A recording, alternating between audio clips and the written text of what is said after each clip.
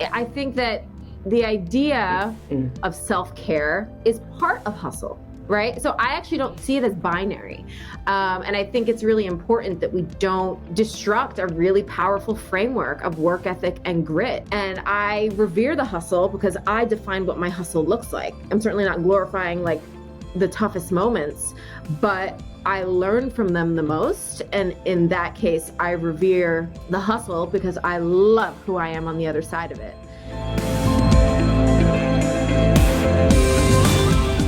So thanks for being on the podcast. It's great to have you. Thanks for having me. Absolutely. First thing I actually wanted to say to you before I even go into all the questions is when I was doing all like my research before you coming on, what I noticed about you, which I found so like appealing, I guess, is that you are so deliberate with all the words and how you speak. That has anyone ever told you that? Like you speak with such like it's so deliberate, it's so like on point, like you actually stop and think before you just blab. I heard you on like Rich Roll and all these things, and it was something very unusual that people usually don't do. So I wanted to just make a comment about that. Oh, thank you. Yes, I'm a pretty deliberate person. Yeah. So I think that goes with my what I say as well. Yeah, absolutely. And I wanted to actually start because the podcast is also called Habits and Hustle, about hustle, the word hustle, because it's become now like a bad word. And I heard you also mention it's the timing that we live in. It's kind of like we kind of give I feel, maybe you don't agree with this 100%, but that we kind of give people this permission to do less or to kind of make excuses to not push themselves. Yeah. It's become a bad word. Well, I don't give people that permission. I know. And this is why I wanted to have you on the podcast, actually, because you're not somebody who allows that. And like this whole idea of kind of, in my opinion, this coddle culture that we're in, where we're coddle people to just be okay with okay and not the work ethic. Right. Can you talk about what you think about the word hustle and how confidence and hustle are so closely connected? Yeah, well, I've long said that confidence is a side effect of hustle. So a true hustler has enough wherewithal to self-define what their finish line looks like, and so to speak, in like a Stephen Covey analogy, put your ladder up to the right rooftop. I think that the idea of self-care is part of hustle, right? So I actually don't see it as binary. And I think it's really important that we don't destruct a really powerful framework of work ethic and grit. And I revere the hustle because I define what my hustle looks like.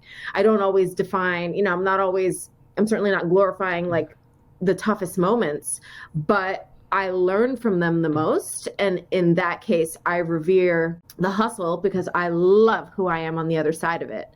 And I believe that hustling is a necessary ingredient to living an uncommon life.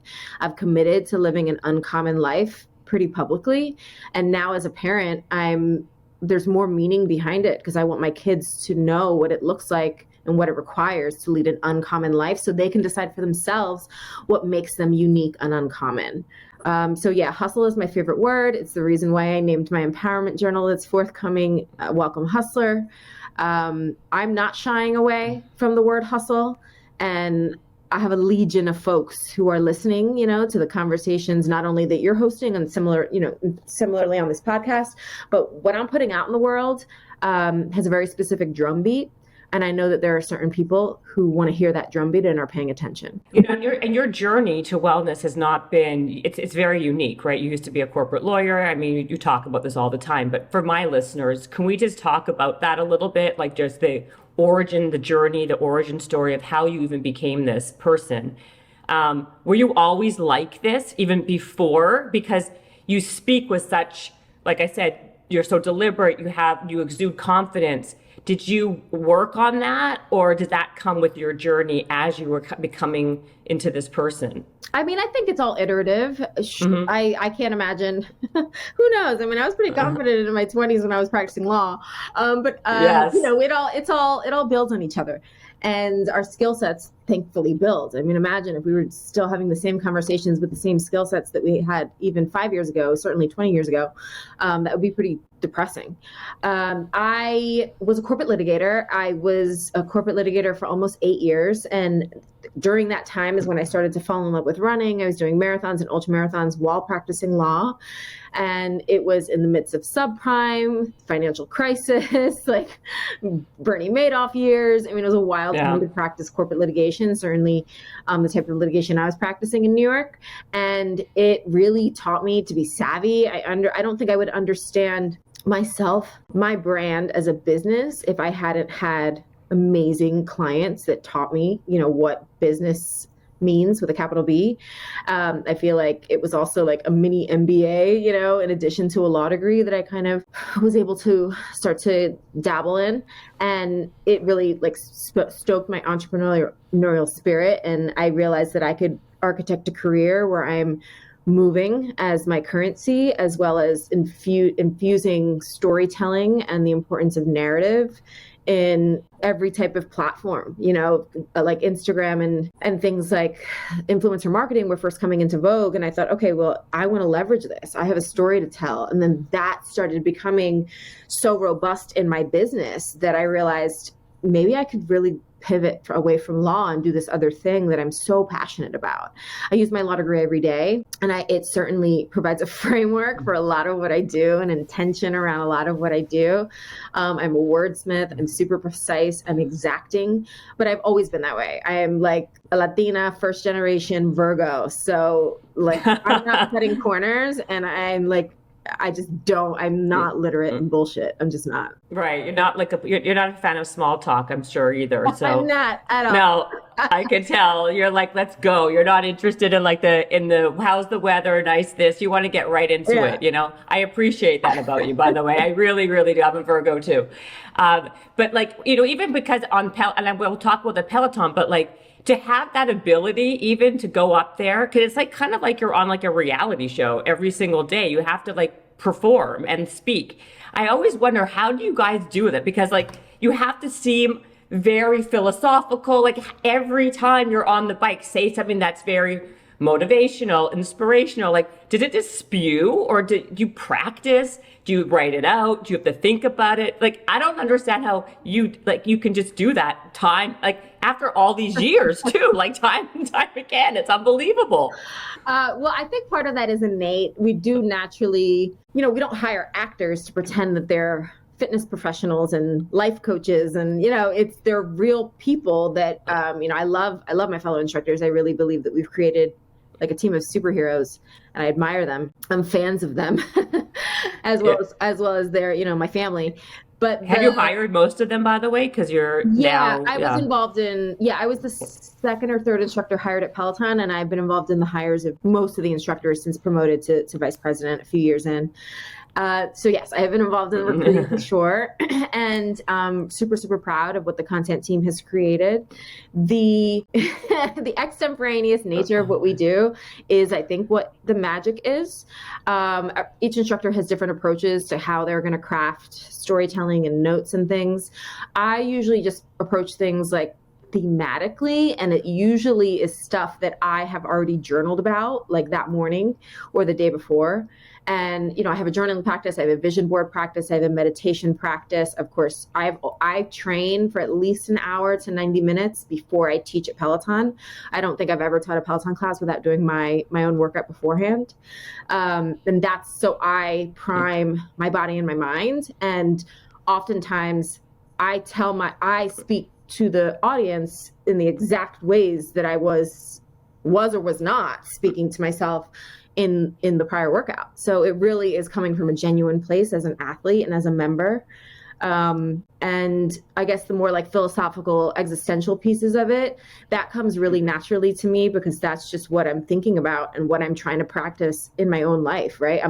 None of the tenets that I espouse are by any level coming from a place of excellence or achievement in most cases. It's just it's all falling in love with who I am along the way and allowing the process to be gritty sometimes.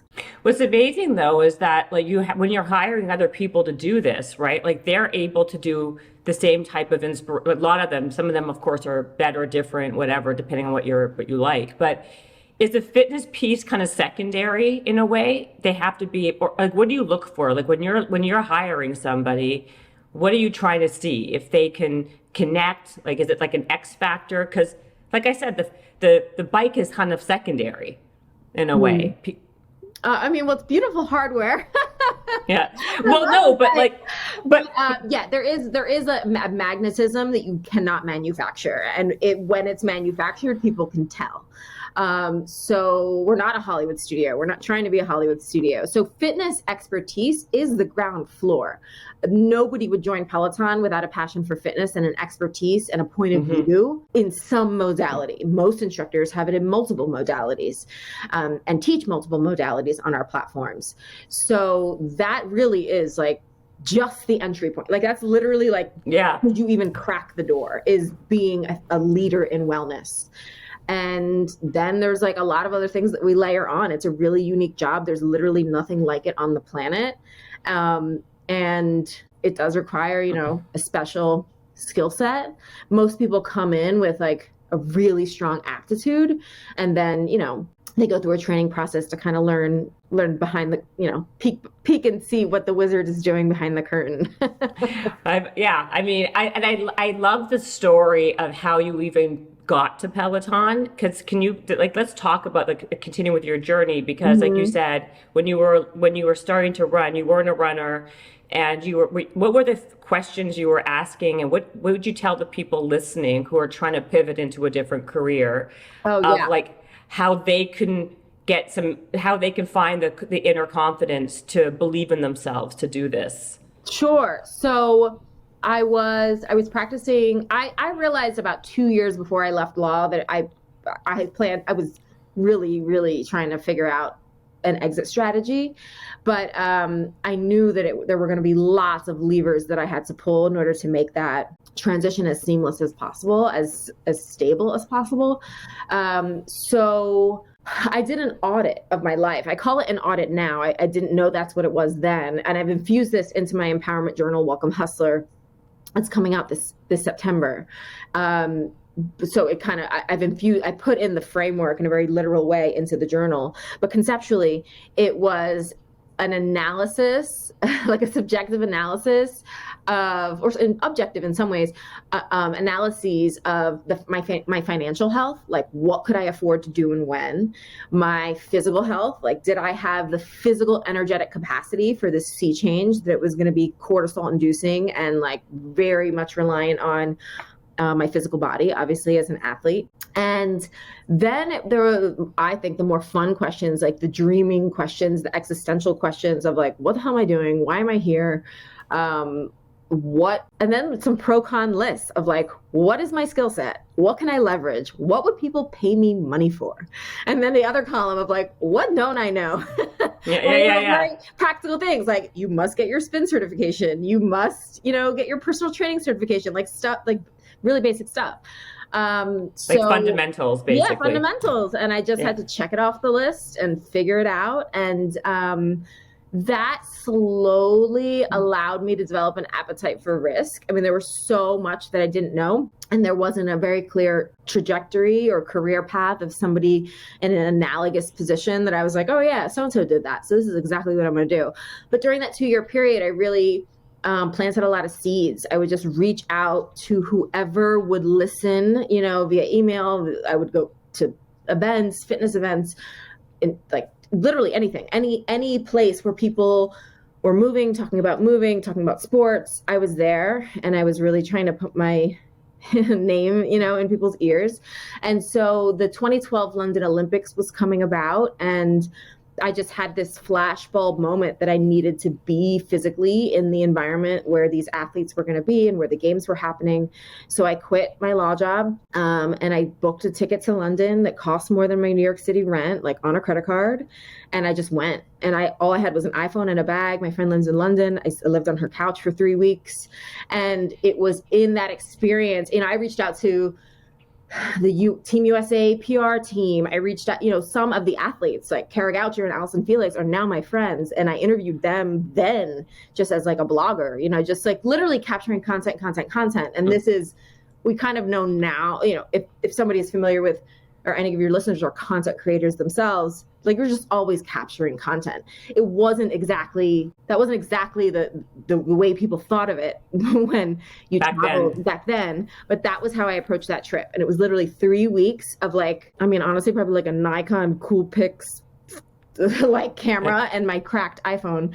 And I left actually with a job. I ended up meeting then CEO of Nike, and I was just like in a Nike store, and he approached me. He was like, "Wow, you have great style. Like, you should have a style blog." I was like, "Funny you say that, because I do have a style blog. I have a style running blog, and here's my card." I like made these cheesy cards with like my picture on it. It was like it's also mortifying, but I mean, that was what I did. And I left with a job on the agency side, and Nike Women was my client. And I was going to be working on their social media handles, really storytelling around women and fitness, and, for one of the biggest athletic brands in the world. So I left London thinking I have just landed my dream job.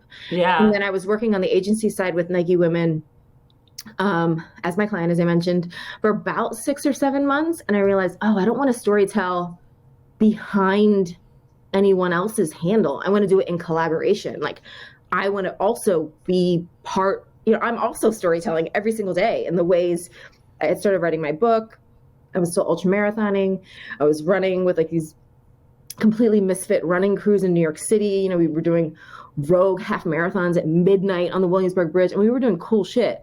And brands were starting to, additional brands were starting to reach out, trying to, quote, pick my brain for like marketing campaigns. And after a few of these meet and greets for free via coffee or tea for me, and I was like, this is nonsense. Like, I can use my billable hours model as a lawyer, and now no, it's not free. I'm a consultant, and this is what it costs. And some folks said no, but more than that, I got the right yeses. And so that kind of started to pick up steam. So I had the courage to leave the agency job, which was actually scarier than leaving my law job, because I thought, well, if I don't like this, what if I don't like anything? And that was probably 6 or 8 months when I was really on my own, like just pitching editors at magazines, trying to write, doing stuff for my blog. I finished my book. I was teaching spin. I was coaching runners. I was developing training plans and putting them out there. And then that's when I read about Peloton, and I read about Peloton as a blurb. It was like a blurb in Fast Company. And I had put on my vision board that I wanted to work with a technology company that was disruptive in storytelling. And I really didn't know what that meant, but I did write that down. And I read about Peloton. It was a really small bio on then CEO John Foley. And I sent them a cold email. It was like info@pelotoncycle.com. It wasn't even, site. We only had our bike. Yeah. We didn't have the tread or our rower yet, or the app. And so I received a response that same day. I was in the office the next day for an audition, and I had a contract like 2 days later. So first of all, I love everything you just said, because you actually truly had like self-belief. You believed in yourself enough to take a chance on yourself. And you like live by the same motto that I talk about, which is basically a why not me? Yes. Like, why, right? Like, why do it for Nike? You could be the brand, and you can collaborate, and you could do this. And, like, that is a true sense of like, true confidence and self-belief in yourself. And do you feel like you can, do you feel like you can teach that to somebody, or does someone have to really kind of, it's an innate feeling that you have to kind of earn in a way, right? Like, you can't just tell someone just to believe in yourself, right? Like, you kind of truly did really believe in yourself. You got this job from, like, you met the CEO of Nike, for crying out. Like, it's not like you are meeting some like random person from some mom and pop shop. And it kind of kept on building from there. I love that story. And you just kind of were very deliberate. Like, you went after the company that you found. Everything was very customized to the life that you wanted to live, it sounds like. Yeah, I mean, I think it's also important for us to, when we're, whatever it is, vision boarding, talking with a life coach, talking with a therapist, or just writing down in a journal, sitting down quietly in our thoughts, because it's easy to kind of dreamscape the title or the job or the like, I want this amount of money, but what are you, how do you want to feel when you are that person and your head hits the pillow? I thought about that version of myself a lot because I knew what it felt like to feel just okay. You know, as you mentioned, like I'm so allergic to that feeling of just that malaise. And I never wanted to feel that again, even if I had some fancy job at some whatever. I actually didn't even know what that would be. I was like, is that at working at a Nike? Like, I don't think so. So I knew I hadn't found it yet, but I knew how I wanted to feel when I got there. I wanted to feel like that that exhilarating exhaustion from knowing that you uniquely leveraged what you can offer the world. Like feeling in alignment, like that flow state is I am in that flow state most days of my life now. And that is at showing up in the world as myself. And that was exactly what I wanted to create. So I didn't necessarily know, I knew how I wanted to feel when I wanted to get there. And I knew what I didn't want. And sometimes finding out what you don't want is just as valuable. And the leaps and jumps felt really like free falling. But at least I had enough sense of self to know what I wanted it to feel like when I landed. Did you know when you first started at Peloton that it was good? Like, did you have a feeling that it was going to turn out to be what it is? Like, did you have like some sense when you first had your first, day one, basically from jump, did you already get, or is this beyond anything that you expected? I mean, I think it's beyond what most people expected when they first heard of Peloton, right?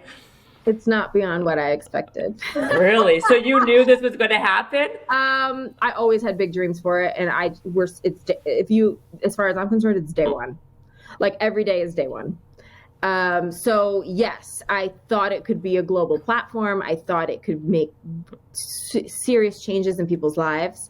That I really did believe. I have always believed that we're dreamers who hustle, and like not everything, when we don't do it right, we figure it out and we try to do it better, and that's like any business. The passion though that I have for the brand is just as strong now as it was then. And like I said, wow. Like I have a day one mentality. Like I just taught some classes on the tread, and like I approached those classes like they were the first and most important classes I've ever taught.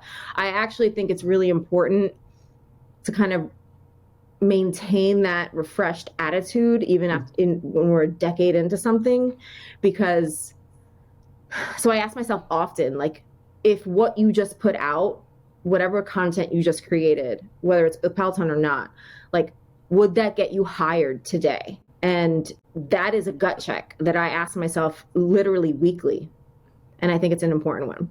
That's amazing. It's amazing to have that same type of like energy and excitement for a job, like as opposed to like what most people have, what happens to most people, right? Like, but doesn't your body get tired? Like, are you ever tired? I don't understand. Like, because you're working out before, then you do your how many classes are you teaching a day for? I mean, it's unbelievable. And you have a baby. It's usually an hour to an hour and a half of content. Some of it's a few short classes cobbled together.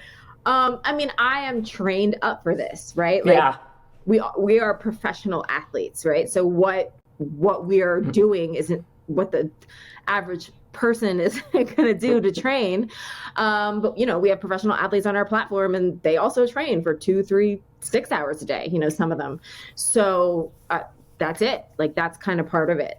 But it's also part of it is like a corporate gig. So it's a very unique job. But yeah, I really am passionate about it. And like, if at any point I don't feel that passion, then that's going to be a big clue. So what is the day in the life of can you walk us through, like, what time do you wake up? What time do you go to bed? What are you eating, and how are you training to be this person? I want to know. I really want to know.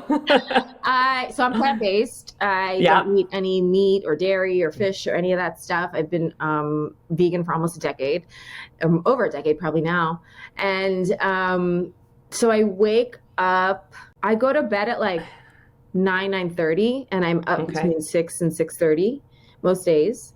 And so that's like, I sleep like a good 9 hours a night. I mean, I'm pregnant now, so when I have an infant, that won't be the case. But, as much as like I control the controllables, I just focus on what I can control, and I don't moan and groan about what I can't. I just think that's wasted energy, and self-pity is poison. So I wake up and get my daughter ready. We're like have breakfast in the kitchen as a family. My husband makes our morning smoothies. So he's prepped that while I'm getting my daughter ready. And then, what's in the smoothie? I want to know the details. I want it's like 15 ingredients. I mean, it's got everything from like magnesium to athletic greens, plant protein, every veggie, like cauliflower, kale, like, all that stuff that you would probably imagine. And then we put in vitamin D, B12, like stuff specifically for our plant-based diet, to supplement our plant-based diet. So yeah, I have my smoothie in the morning, and I usually drink it in 2 parts. I'll drink a little bit in the morning before I train, and then I'll drink the rest of it after my lifting session or my running session, whatever the case was. So yeah, then it's my time to train, and I train probably I'll run or jog for like 30 minutes. Then I'll lift for an hour. Usually heavy barbell work, like deadlift, push press, dynamic movements like that, or prime movements like that, prime lifts. And then every day, or how many times a week? 6 days a week. Okay. Do you have a trainer, or you do it yourself? Sometimes I do it myself, and sometimes I go to it's a private training facility. So yeah, there's like two or three other people there that I'm training with, but it's not open to the public. Are you doing a day? Oh, sorry, go ahead. Yeah, you have to like be a participant to. Oh yeah. No, I want to know how you train though. Are you doing like full body? Are you doing like splits? Like how do you what do you do when you train yourself? It ends up being a pretty upper body, lower body. It's usually like if I'm doing an upper body barbell lift, then there's a lower body accessory work. So it ends up being full body in the way they complement each other. But yeah, it's a pretty traditional split where it's like Monday might be deadlift, then chest press might be Tuesday. That's usually how I approach it. And then I'm to the studio usually to film classes. So it'll be cycling, tread, or strength. And even on the days when I'm teaching strength, I will usually have lifted beforehand. And then I just treat my strength classes at Peloton like my accessory work or additional accessory work.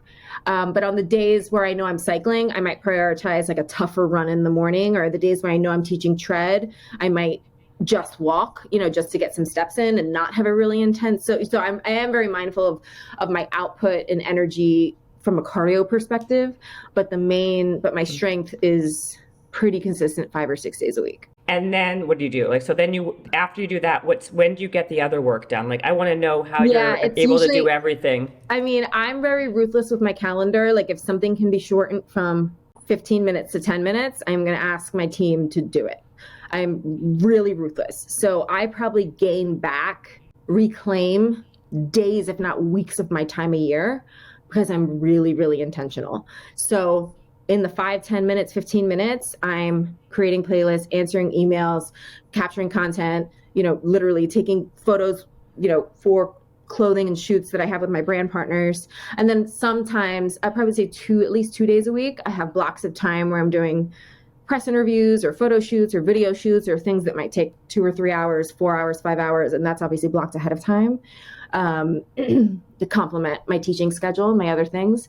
So that's a few days a week. And then it's meetings, Peloton meetings, executive meetings.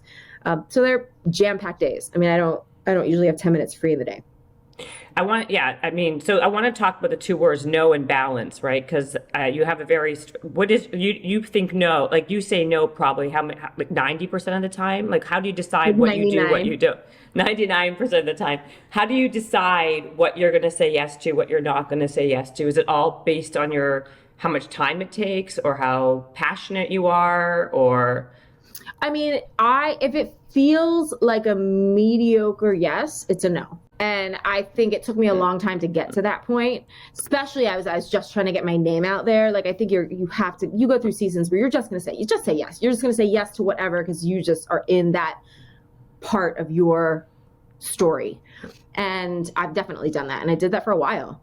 Now I'm at a place where it really needs to be something, A, I'm genuinely interested in doing, and B, that I can fit into my schedule with the right, honest energy. Like, I don't want to say yes to something and then show up and half-ass it. It's not Yeah. who I am. So I know if I say yes to something, it's like, okay, girl, you're gonna go full force. So you better be okay with doing that at after a Yeah. 14-hour day or whatever it is.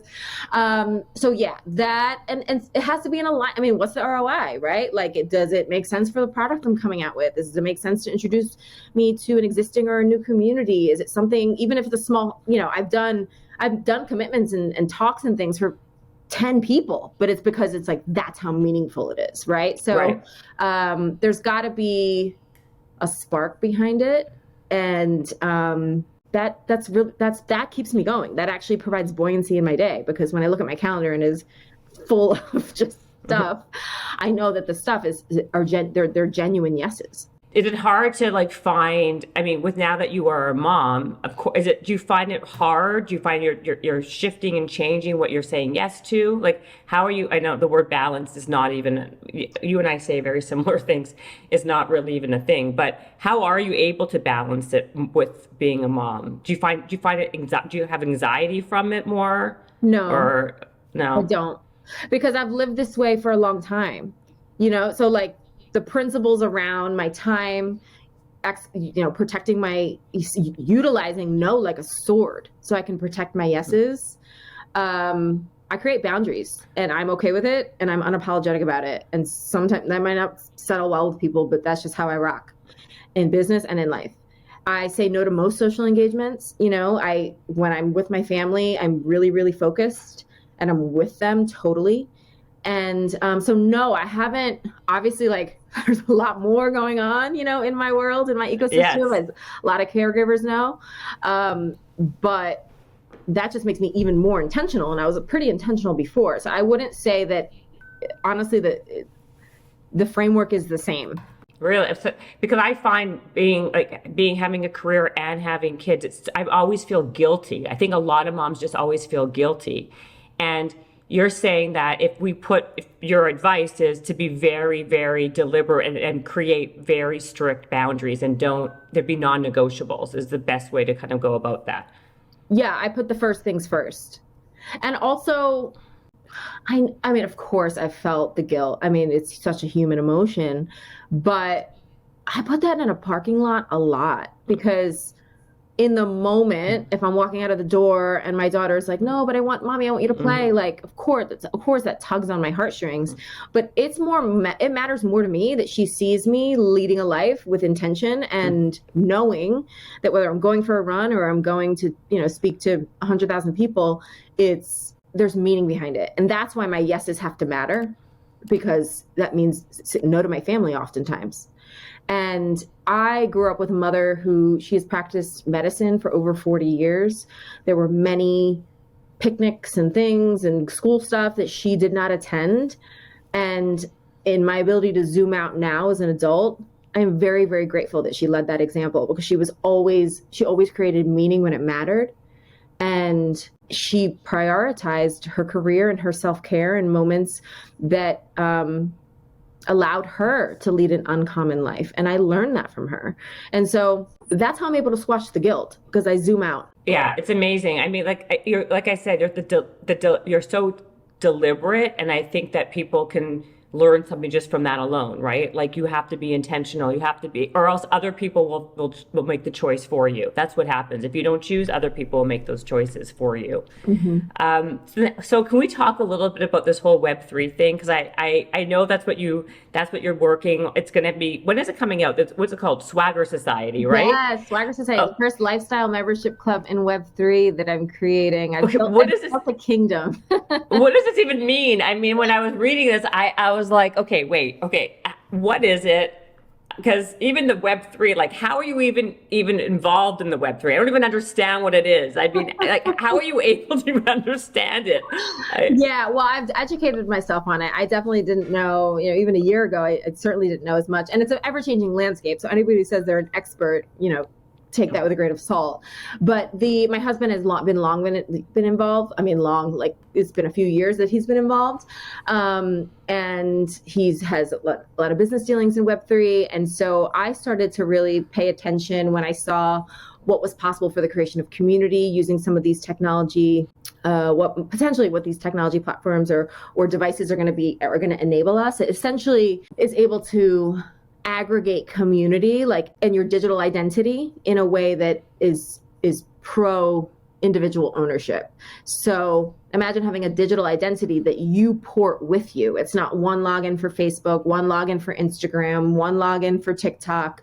There are gonna be hubs and communities that live in spaces where you're able to port your digital identity and bring your digital assets. And NFT is just a digital asset, and that's what's gonna unlock membership to Swagger Society. So somebody's gonna be able to join and buy a membership just with a credit card. So you're not gonna have to do anything complicated with a wallet or anything. We're not using nomenclature that's confusing people. Like, the whole point is to build bridges and widen the aperture of folks who feel like they can be involved in Web3. But the purpose behind Swagger Society is so much bigger than that. I mean, it's we're just using the functionality of Web3 technology because that is what I believe is the future. But like, I could mail out plastic membership cards, but that's like wouldn't make any sense. So the membership is going to be a digital asset, and the framework of Swagger Society is built on the idea that I'm creating a kingdom, and Swagger Society becomes the individual member's accountability partner. We're going to be hosting challenges, and we're building a token gated locker that is where folks are going to go to receive information about the challenges, personalized messages from me. We're going to be doing private, it's going to be a lot of gated content that is just going to be for Swagger Society. So I'll have an opportunity to go deeper in a lot of these concepts, whether it's journaling and vision boarding, whether it's habit tracking. I'm creating habit trackers and content and things that I use myself. I'm creating it just for Swagger Society. And the idea is that somebody's going to have their own goal, a self-directed goal. It could be literally about anything. And then we're going to try to, create some frameworks to dig under the hood of, like, what are we meeting our goals? Why not? Really using community as a key. And then there's going to be what we're calling street cred or swagger points. So that's going to be like the loyalty rewards, I guess, currency in Swagger Society. So the more that you engage, the more challenges that you complete, you're going to see yourself on, see how many points you have of street cred. And then those points are going to be used within the Swagger Society ecosystem for different rewards. So there's kind of a reward system as a carrot, whether that's early access to merchandise or buying merchandise outright with the reward system. We're going to do in real life events. So it's going to be access to those events. And we have different tiers of membership that are going to have, different access points, but it's exciting. So my question is, like, okay, so what's the difference between using an app and doing this on an app like reward points and community? What's the benefit of doing it in this Web3 space? Well, namely, I mean, you could do it through an app. So we're building a website. So my devs are building a website, and you're going to log into that website similarly to how you'd log into any website. But the asset, like the thing that when we say, okay, there's 50 members here, the way we track that, it's going to be through Web3 technology, which involves smart contracts and digital assets, and basically buying an asset on the blockchain.